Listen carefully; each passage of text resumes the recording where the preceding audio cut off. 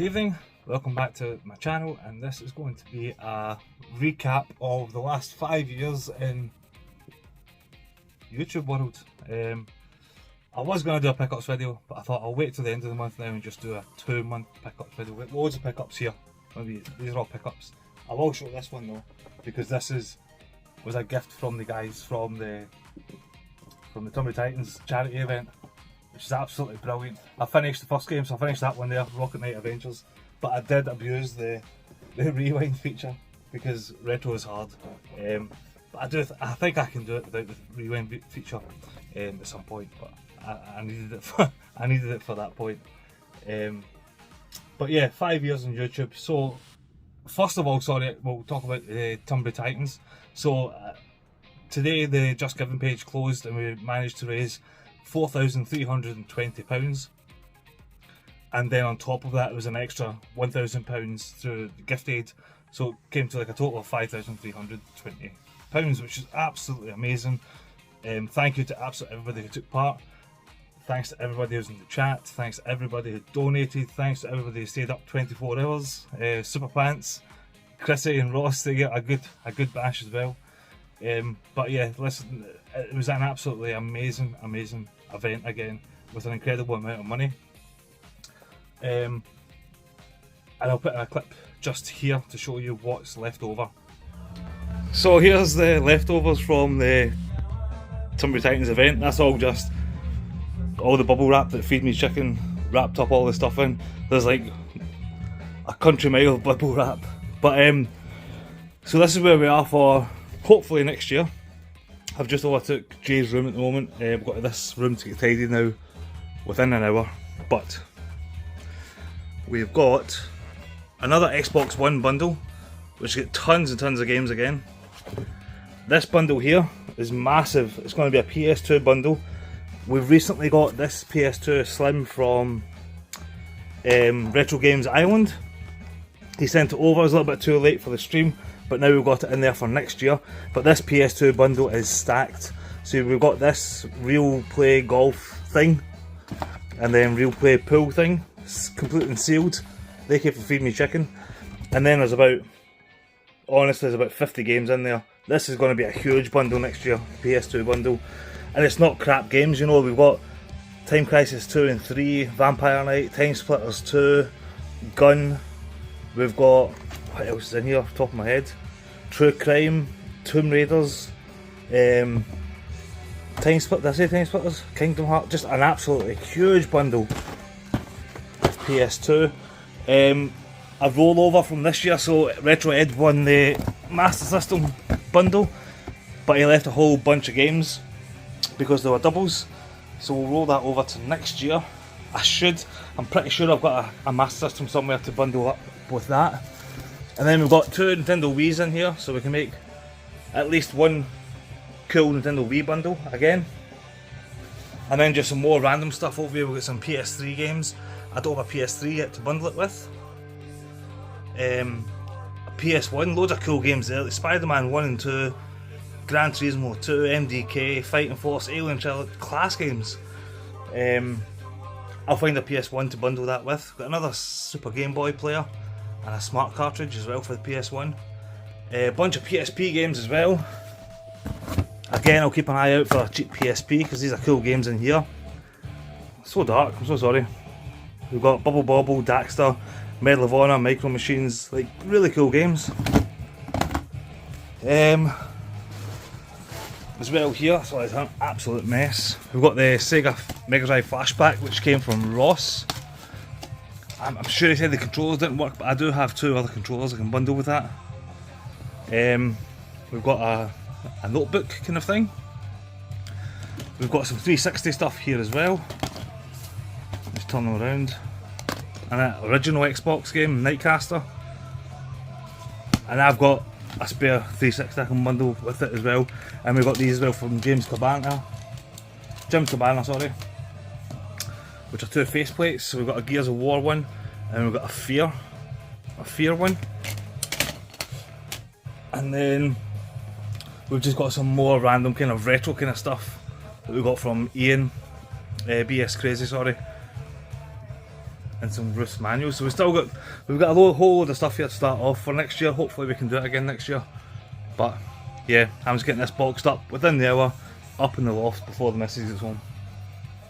So yeah, that's everything that's left over, and it rolls over to next year. Hopefully we can do it again. I don't have permission yet from the hotel, but I'm pretty sure we can do it again next year.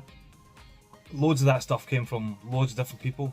You know, there was Feed Me Chicken sent up a whole load of it, Retro Games Island, like I mentioned in that wee clip, Super Pants, George Murcutt and Sue via Retro Repair Bear Claire and Russ. Loads of stuff from loads of different people. But yeah, it just didn't really fit into the bundles that were on this year. But next year, they're already bundled up, they're boxed up, they're up in the loft, and they're put away nice and safely. I can now move around in this room a wee bit.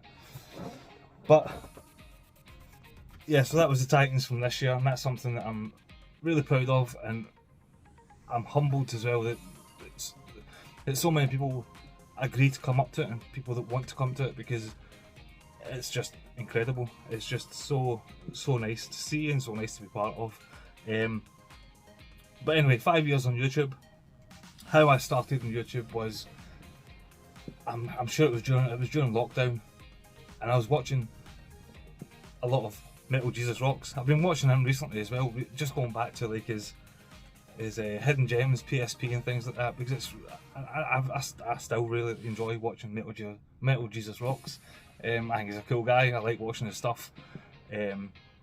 So yeah, I was watching him once, and then way back in lockdown, and then I watched some of his older stuff, and his older stuff was more him just like in a kitchen table showing off his games and things like that, and I thought maybe I can do something like that or along those lines, because I've always been into games. I've always liked my games.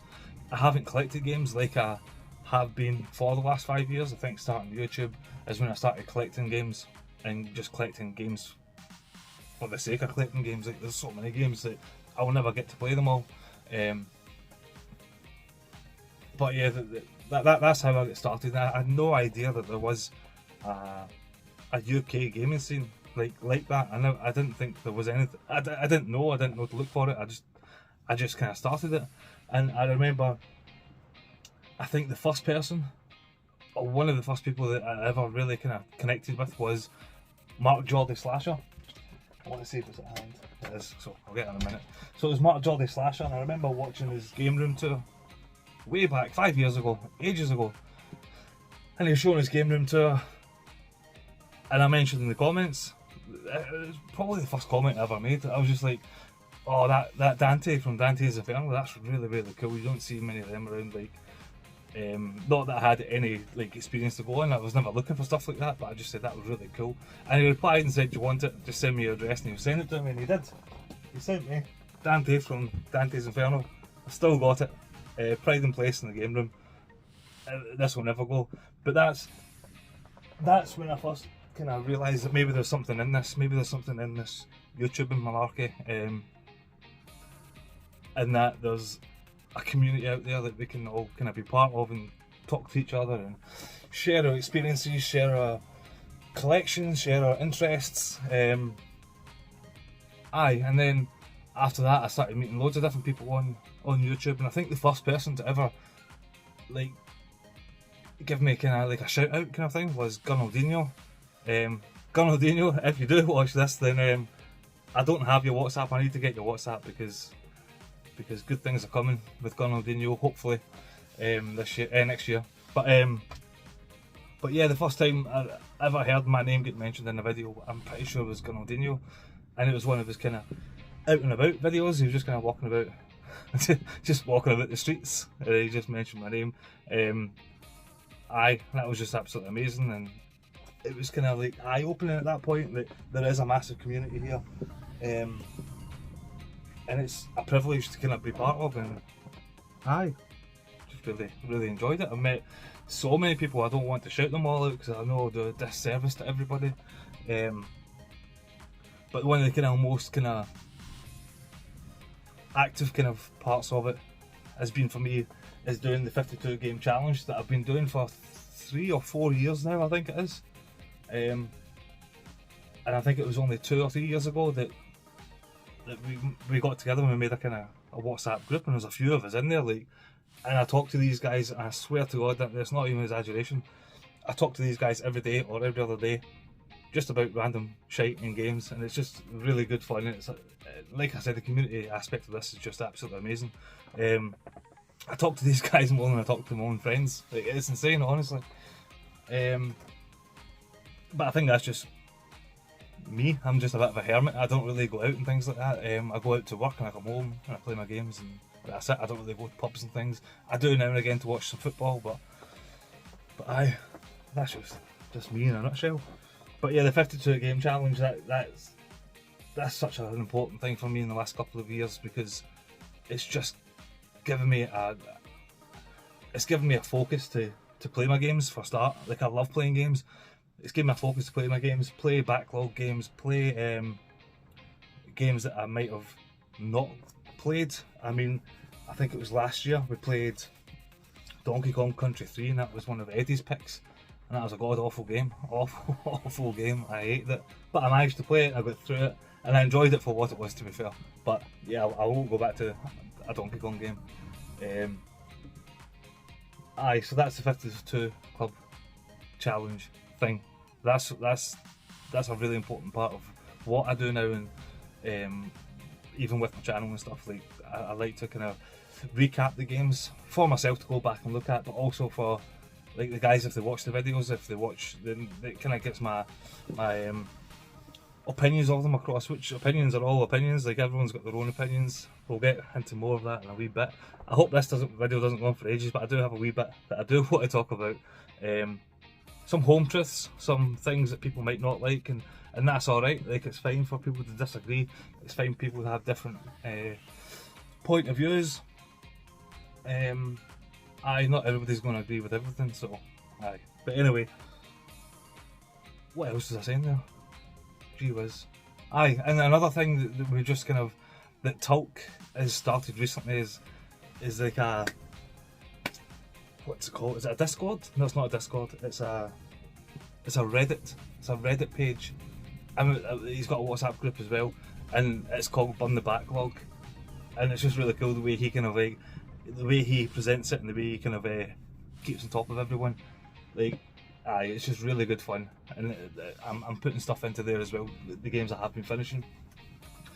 And that group came about as a 12 RPGs of the year group, but it's kind of evolved into just like a gaming burning backlog kind of group, which suits me better, because RPGs have kind of fell off my radar a wee bit. I'm kind of getting back into them now, but yeah, I've started 2 RPGs this year and I've just fell off them completely, which was Star Ocean's Second Story and Wild Arms. Just lost interest in them and stopped playing them. But I am playing one currently, which is, it's a shorter RPG. What is it? It's Chris Tales. I've got it the PS4. Is it there? Probably not. Anyway, I've got it on the PS4, but I'm playing it on the Nintendo Switch, because I got it for like £2.30 or something like that on a sale. What else can I mention? So, events. I've only been to like one event. I see a lot of people going to events and things like that, which is ace. I really enjoyed my time at the event I did go to, which was Revival, which was 2 years ago. I want to say it was 2 years ago. And it was brilliant, and I met so many people down there. I didn't get to speak to them all. Who did I see? I seen briefly. So I seen Scott Marathon Gaming briefly. I seen James Import Gamer briefly. Who else? Pete on Retro Tip, Sega Zombie, and then folk that I spent a lot of time with was Paul, because he was an absolute legend there, because he helped me out because I lost my wallet and it was a whole bloody big thing, but he helped me out on that kind of weekend, which is greatly appreciated, man. And that's another kind of thing, that Paul's just a stellar guy.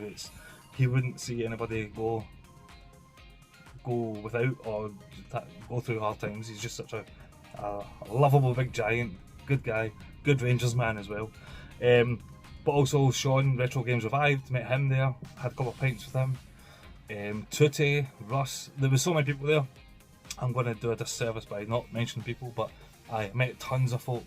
Liam Retro Ram and what's his pal name? The Fox guy. Oh my god, what's his name? I'm so sorry. But anyway, I knew that would happen. So yeah, what else in my 5 years of YouTube? So the next thing I wrote down here is tiffs. So I've had a few. I think in my 5 years I've had tiffs with 3 people, I think, in total.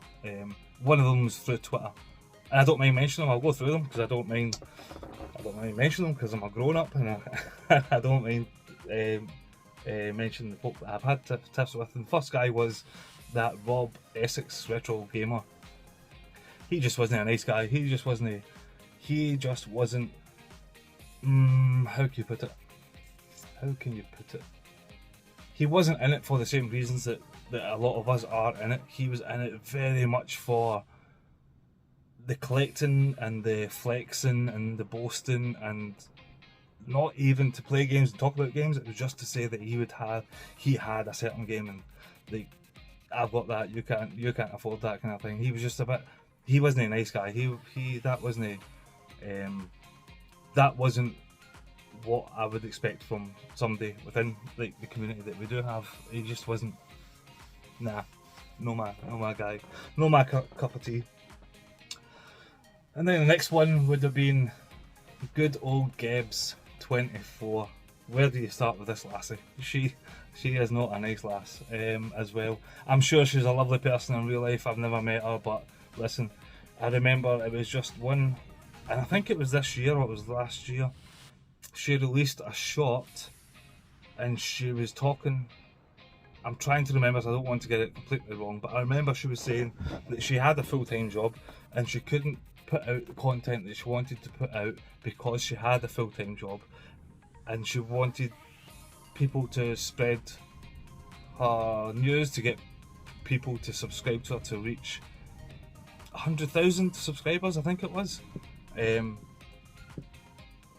But yeah, just even knowing what the Gibbs is and knowing what she done, and I've watched her in the past. I remember when I first started, way back 5 years ago, there's a few people I did reach out to, and she was one of them. Just to say what's YouTube all about, and like how do I start doing YouTube, because I had no idea. Honestly, I had no idea. I just wanted to kind of talk to people. And again, this was before like I knew there was a massive UK community. But anyway, in that short, that's what she was doing. She was just asking for subs, and in that whole short, she'd never mentioned once what her channel was about, what she was doing, if it was video game related or anything. And I did say, listen, I'm subscribing, like unsubscribing, because that was just kind of cringe, like very, very cringe, and it's not. I didn't think it was the right way to put it across. Yeah, and then she was horrible back. Like her messages back were just like thanks sunshine, like you're not my target audience, and I'm like, who is your target audience then? Like I'm a gamer, I collect games, I talk about games, like I'm clearly somebody who should be your target audience, but obviously not. And then I unsubscribed, nasty piece of work. And then the other one most recently was with the Sega guys. Now this was more of a Twitter thing, and it was funny how it kind of came about, because on Twitter, and there's two of them, I should have known that because it was called Sega guys, but I didn't know there was two of them. I thought it was the same person, because the icons are pretty similar, especially on the phone. Like the wee icons are, it's their own individual faces, but in a blue background. It was weird. It looked like the same person. But I remember going on Twitter one day, and it was just like what I thought was one person, just constantly slamming this Panzer Dragon 2 remake that's coming out.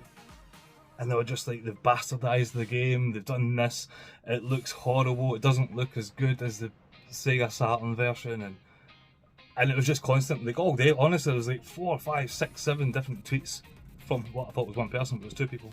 And I just replied to him, man, you've got to stop, you've got to stop, man, like, it's not that bad.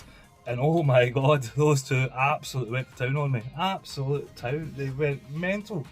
That you don't know what you're talking about, you know, the only way to play this is on the Sega Saturn, and I was just like, man, you guys are lost, man. and I called them gatekeepers. Maybe I shouldn't have done that, but it's true. Like, they are gatekeepers. Like, the only way to play this game is on Sega Saturn. Disagree. I think, and again, it's all opinions. My opinion's going to be vastly different to everybody's opinions. But like, I played the Panzer Dragoon remake after I played it before, but then I played it again after like chatting with them. Well, chatting. I say chatting. Getting ripped by them. And I thought, this game's good. Like, it's good. But I remember one of the guys said as well, you know, the first remake, the game looked too busy. I was like, I don't get that. Like, it looks clear, it looks clean, and the point, the whole point that I was trying to make was, at least it's not been forgotten about. It's coming back. They're going to do something with it, and people can get to play it again for the first time. Younger people who haven't played Panzer Dragoon 2, like myself, I haven't played it. I played the first one. I played the first one's remake, and the second one, I'm looking forward to playing the remake. But the kind of the whole point I was trying to make was, at least it's coming back. The screenshots that they were comparing it to were pre-build screenshots, so it wasn't finished footage. The one thing I did concede to was, I think the colour palette was off. The colour palette didn't look bright enough, and the dragon didn't look as colourful as it did in Sega Saturn. But apart from that, like, it genuinely did look good. But no, there's no talking to them. There was just absolutely no give and take with them, which is fine. But that's just the nature of it. And I was watching what's his name? Happy Console Gamer today. I think I was watching him this morning, and he was just doing it out and about, and he mentioned at one point in his video that he doesn't get involved in that, and like, I genuinely don't get involved in things like that, but what he said was very honest and truthful. Like, there's no point getting into that kind of situation, those kind of arguments, because there's absolutely no change in people's minds. Like, if they think the Sega Saturn's version is better, they will never change their mind. So there's no point in even talking to them. So that's the kind of only 3 tiffs I've had with people, I think, in my 5 years. And to be honest with you, out of them, I don't really care, like, if I don't talk to them again, because they're not kind of the people that I'd want to talk to, which is fine. The Sega guys, maybe they could be all right, but that's just the way they were so defensive about my opinion. Like, they absolutely dragged me through the mud, and I was like, Jesus Christ, that wasn't worth it. What else will what next? Tiffs. I don't have any more tiffs that I've had. All my interactions through YouTube have been extremely positive. I've not really fell out with people. I've made so many friends through YouTube, and that brings me back to kind of the Titans as well. Like, the fact that I've managed to get like 6 people this year, all to come up to Scotland and join for such a good cause. You know, there's so many charities out there that are worth donating to. 100% there is. But I strongly do feel that there's nothing worth more donating to than children in hospital, and children who can't get out of hospital, children who may be terminal. Like, I just don't think there's anything worth more giving money to than that. I don't think there's anything worth, no, I just don't. But yeah, like I was saying, the fact that my YouTube journey has made me meet these people, and they've all agreed to take out a weekend of their time to come up, spend a weekend with me just playing games and raising money, it speaks volumes, and it's just incredible. And then the next thing is a very recent thing that I've been watching recently, and it's this whole, how can I put it? Because I've got no issue with this. I just don't. I think people are just wasting their time and wasting their own energy doing this, and it's the grifters and the Patreons. Like, I don't have a strong opinion on any of it. I don't think what they're doing is necessarily wrong. It's not something that I wouldn't do, but if they want to do it, then they can do it. It doesn't bother me. It's no skin off my nose. It doesn't it doesn't affect my day-to-day life, it doesn't affect my gaming, it doesn't affect my job, it doesn't affect my family, it doesn't affect anything here, it doesn't affect me at all. So I don't really get involved with it, but I would say, and I know that Retro Ghetto is getting a lot of heat on this one, in recent weeks anyway, and what I will say is, and I've got a Retro Ghetto t-shirt on, because, and it's funny because when I met Super Pants I was wearing this. Super Pants came up to my house, he said, "Oh, you're part of the Ghetto Gang," and I'm like, "I'm not part of the Ghetto Gang."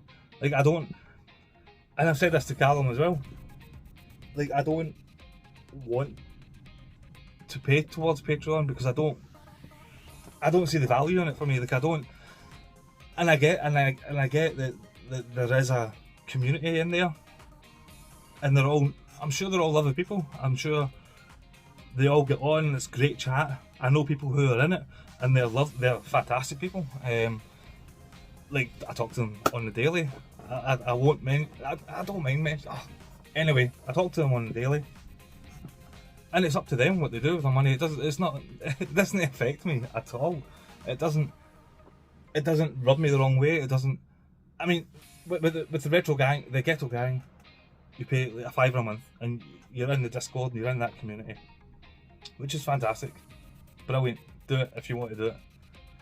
But for me, I'm in this community, and it costs me fuck all. It doesn't cost me a penny. It only costs me what I want to give, what I want to put into it. But again, like, I don't think what Retro Ghetto is doing is wrong. I just don't. It doesn't bother me at all. It doesn't affect me at all. And I've met the Retro Ghetto, and he was such a good guy, and he's just a lovely person to talk to. He talks games. He talks about what he's playing, what he likes to pick up, what he's collecting for, and it was a great day out meeting him actually up in Forgotten Worlds, and I was with Generation Pixel and that day, and they both said the same thing. So it's not just a Retro Ghetto thing. It's like Pixel was saying the exact same thing to me. Like, why don't you take B-roll? Like, why don't you walk around the shop with your phone out and take videos of the shelves and stuff?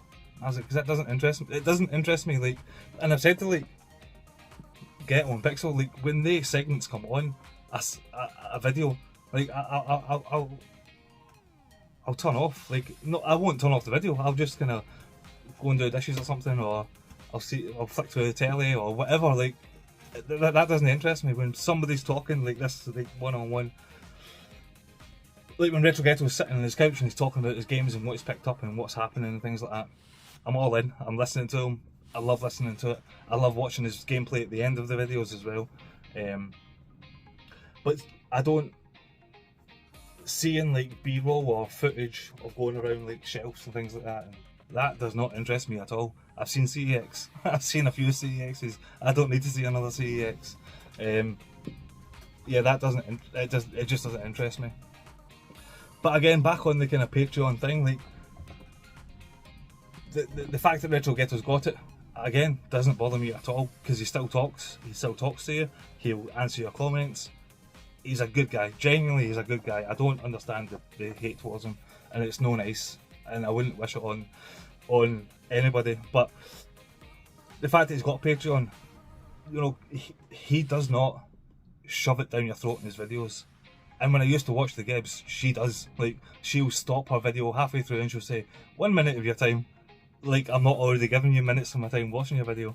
1 minute of your time. Please, if you can subscribe to the Patreon and things like that. £5 a month, blah, blah, blah, blah.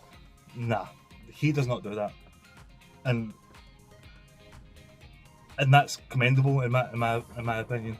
He might do it once a video, or once in a blue moon in a video, but he doesn't do it constantly in his videos. So yeah, I don't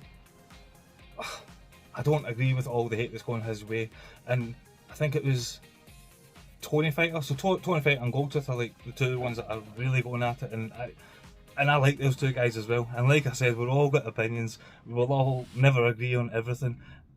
They're strongly against it, which is fine. I don't mind it because it doesn't affect me. That's the only reason I don't mind it.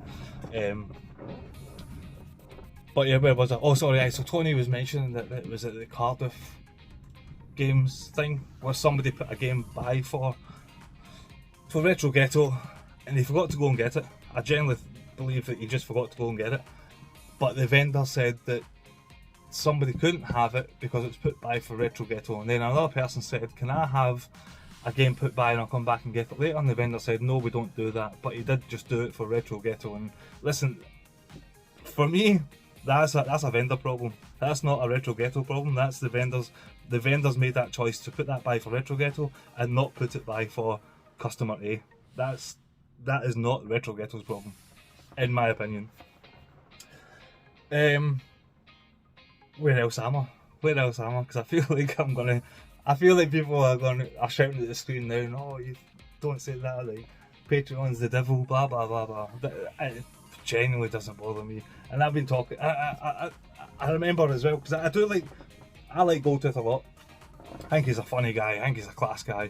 Tony's a lovely guy as well, but I do talk to Goldtooth kind of on the side and things like that, and I remember mentioning once, like, and this is something I mentioned recently as well to someone, like, what if we started a Patreon? And this was just me thinking, like, recently with these videos and things like that, and the charity event was just finished.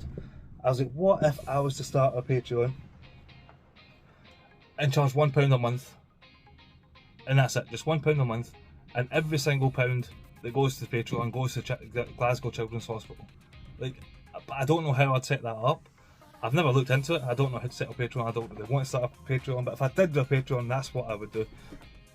It'd be £1 to join it, and I think you get, like, exclusive access to stuff. Like, I wouldn't give you exclusive access to anything, because I'll get nothing worth giving you exclusive access to.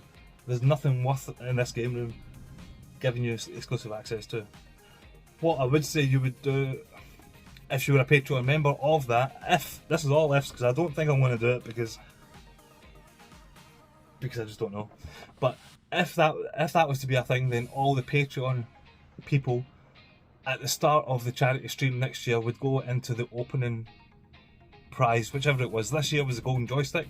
Next year could be Jen's painting, or it could be the PS2 bundle, or it could be anything. I don't know what it's going to be this year. There's a lot of time to kind of figure all that out. But then as well, we would manage to get the charity event started on a good whack. But I don't know if that's something I should do. I don't know if there's a lot of responsibility behind it. What I would not want to do, I would not want to have that Patreon in my name. I wouldn't want to have any responsibility of that money coming to me, because I would not want anybody to say, there was £100 in there, you put 90 towards the charity, you've taken a tenner for yourself. I don't want any of that responsibility. If it's going to be anything like that, then I don't want anything to do with it. I'm quite happy with the GoFund page or whatever, the Just Giving page, and it just goes straight there. I don't want to see the money, I don't want to touch the money, it just goes straight there. But that's something that I was thinking about, but I don't think I will do it, because it sounds like it's going to be a lot of work and I don't want to have that responsibility of the possibility of anything happening with it. What else have I got here? Nah, I think that's it. I'm going to, like, I've wrote down bullet points. That's all the bullet points I put down, and I'm going to miss some stuff that I wanted to talk about. But yeah, YouTube for me for the last 5 years has been absolutely incredible. I've met people who I genuinely consider as friends, not just as YouTube friends. And it's funny because, like, the missus will say, I remember the first time, who was I going to meet? John Bundy and Generation Pixel. I remember I was going up to Glasgow to meet these guys. I think it was the first time I was meeting John Bundy, and I remember the missus saying to me, "Oh, are you going to meet your YouTube friends, like your fake friends and all that? No, not fake friends, your imaginary friends." It was quite funny, but genuinely, I mean this with the bottom of my heart. Like, everybody I speak to in my comments, or I comment on the videos and they speak back, like, everybody like that, like, genuinely I do consider them as friends. Like, I would talk to them in the street, I'd have a pint with them. Yeah, like, and that's another thing where it comes to, like, with the Ghetto Gang, you're paying a £5 to get into the community. You don't pay for this community, it's just what it is. You can give the community what you want to give the community. and you get stuff from the community that they want to give. It's a very open, honest community. You don't have to pay anything for, and that's what I believe in. I don't believe in paying £5 to join a community. That doesn't interest me at all. And it's not because of Retro Ghetto. It's not because of the people in. I just don't think there's value in it for me. I'm very selfish in that way. I just don't think there's any value in it. But I mean, and there's loads of examples like in this community. I've seen people like passing things on, moving things on, and I see it as well in the Retro Ghetto gang. But again, the overlooming thing is you have to pay £5 to get into that, whereas you don't for this. That's the point I'm trying to make. Like, I've seen people gifting stuff to people. I've been gifted stuff. I've gifted stuff. It's not about the money in this for me, and from what I see from the people I talk to and I follow. The money's not the overall bearing factor in this community and what I do and what a lot of people that I see and talk to do. And there is channels as well that I've seen starting, and I used to follow them. I used to comment, but the further they've kind of got on with their YouTube journey, and it's very important to mention that as well. It's different YouTube journeys. People have got different aims, different goals. They want to do different things. For me, I'm very, very happy. If I stopped getting subscribers right now, I'd be more than happy, because I've met people like, and I'm going to miss people and I do apologise, but I've met people like Eddie and Dylan, Ross, Paul, Tootie, Russ.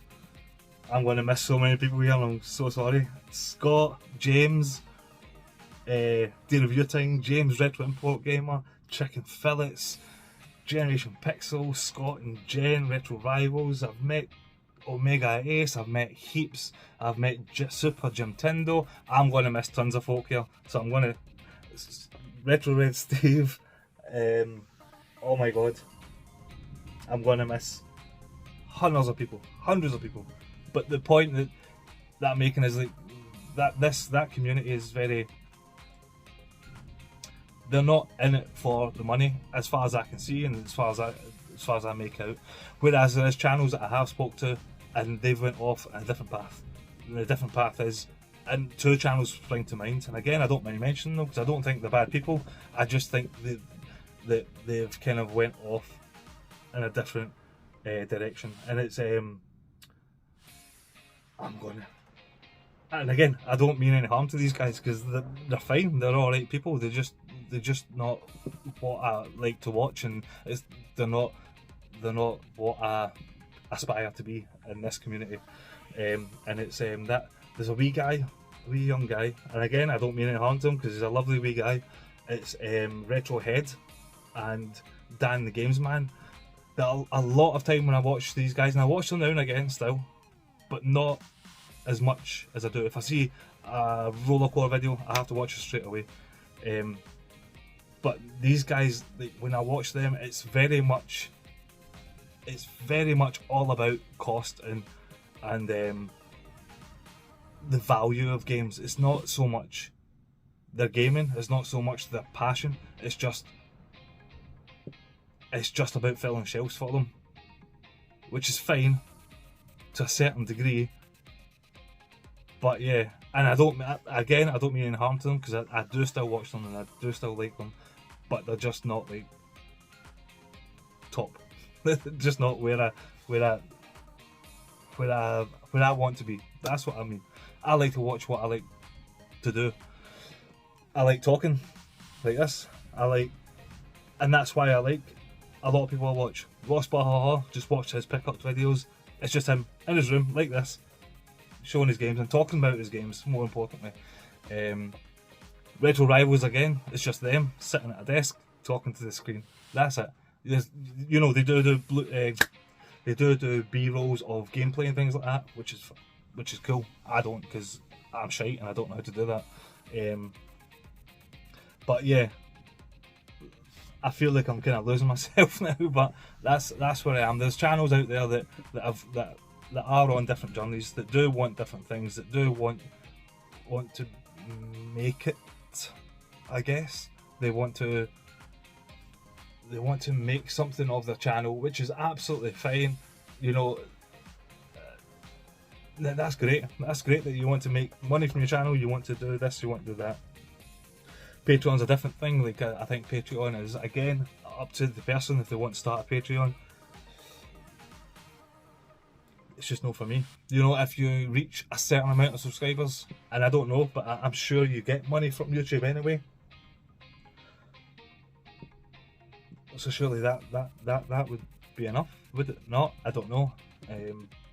But people do want to get more, so that's fine. Start a Patreon. People who want to buy into the Patreon, all power to you. You do it. You pay into Patreon if you want. It's like I said, no skin off my nose. It doesn't bother me at all. And the one more thing I will say, and it's about Retro Ghetto, and I genuinely don't think there's anything wrong with Retro Ghetto. Genuinely, I've supported them from way back when. Talked to him from way back then. I've been talking to Retro Ghetto as well for maybe 3 years or something. Like, and he does talk. That's the thing. But the one thing I'll say about Retro Ghetto is he is bloody the hardest working person I see on YouTube, man. Honestly, he's honestly doing something every day, every other day, out and about, out to the CEXs, out to the charity shops, out to the events. Like, aye, he's a busy lad. So there's nothing, in my opinion, nothing wrong with Retro Ghetto. But each to their own. Each to their own. And I don't think anyone's got wrong opinions. It's just their opinions. Everyone's got opinions like arseholes. Everyone's got their own arsehole and they all stink. That's just it. Even mine. My opinion probably stinks to everyone. What else do I want to... Was there anything else I wanted to talk about? No, I think that's it. I think that's long enough. That's 38 minutes of me talking utter shite about my YouTube journey. And that's it. My YouTube journey won't change. And I do hear this on bigger channels, you know, if you want to help the channel grow, blah blah blah blah. That's irrelevant to me. This channel will be here. Whether it grows or not, it'll still be here in this kind of this state, I guess. Aye. I think that's it. I think that's it. I'll probably think of more stuff, and I'll probably do... I won't do a part 2. I won't do a part 2. I'll see you all in 5 years and I'll do a 10 years on YouTube. That's what I'll do. Anyway, cheers guys. Thank you very much for watching, and take care. Bye bye. I knew it. I knew there'd be something I missed out. And it's quite an important part as well I wanted to talk about, and it was back when I did first start, or like a year after I first started, you know, the YouTube community was buzzing. You know, there was so much stuff happening. There was VRs flying around everywhere. What else was there? The retro gaming quiz that Paul Retrobait did. That was a great laugh as well, man. That was really good. Dana Dainster, who was doing his kind of like lockdown interviews kind of thing. They were really entertaining as well, especially during lockdown. I'm trying to think what else there was. There was just constantly videos out and people talking and people being involved and chatting and again moving stuff on to each other and playing. It was such a good place to be. It still is. And again with Retro Chef, another person I've got a lot of time for, like, and his, I'm not seeing it now. He did bring it back. I think it's been gone for like 2 or 3 months now, which was obviously the swap shop. Love the swap shop, man. Swap shop is so good, and it does a very, very important thing to the community, in my opinion. And again, people don't need to agree with me, but in my opinion, it does a very, very important thing, and that is getting people together, moving things on, whether they're swapping, whether they're selling, whether they're just passing things on. You know, he has like, so there's himself, and then there's like 5 other people on the stream. You've all seen Swap Shop, so I don't need to talk about Swap Shop. but I just generally wanted to mention that it's something that I do appreciate and something that I do watch, and it's something that you can always, nearly always, get something out of. Like I've got my wee, you can't see them up there, can you? You know, I got these from Super Jim Tyndall from Swap Shop, and they are absolutely brilliant, man. I'll still get the box over there, but he dared me to open them up and get them out, so I duly obliged, and I wanted to get them out breathing because they're absolutely brilliant, man. Absolutely brilliant. And I wouldn't have got these without the Swap Shop, do you know what I mean? And I absolutely adore these things. I love them to bits.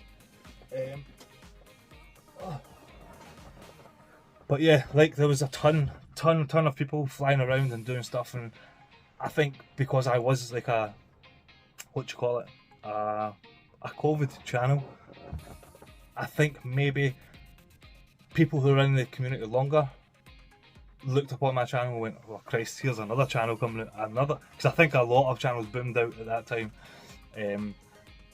But I genuinely don't believe that I was ever not valued. I think maybe at the start people were a little bit hesitant because people did come out, release the channel, then delete the channel and whatever. But yeah, I've never ever felt like I wasn't that I wasn't part of the community, and I think that speaks leaps and bounds for people who have been in this community for years and years and years. Like Eddie, like Tootie, like I can't even name everybody. Like there's so many people that have been in this community for a lot longer than me, and I've managed, and they kind of they do kind of, they welcome you in. That's all I'm kind of saying. It's been so good. There's been a lot of things as well. There's been a lot of what's the word I'm looking for? Ruffling feathers in the community over the kind of years as well. That I haven't really had much input in, but I've seen like cliques happening and then cliques falling apart. I've seen people starting YouTube and then quitting YouTube. I've seen people with multiple personalities, that get to know guy, like, and I think that was a whole YouTuber of the month thing. Like people take that mentally seriously. It's insane how they take it. For me, it's a nice thing to get kind of nominated for. It's a nice thing, but to win it, it's not necessarily I can confidently say it's not a community-driven competition.